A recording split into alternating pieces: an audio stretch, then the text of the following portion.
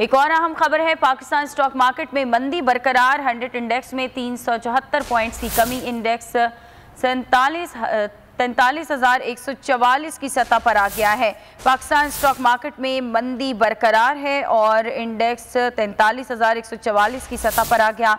100 index में 374 points की कमी रिकॉर्ड की गई है। पाकिस्तान स्टॉक मार्केट में आज भी मंदी है का रुझान रहा। 100 इंडेक्स में 374 पॉइंट्स की कमी देखी जा रही है और इंडेक्स 43,144 की सतह पर आ गया है।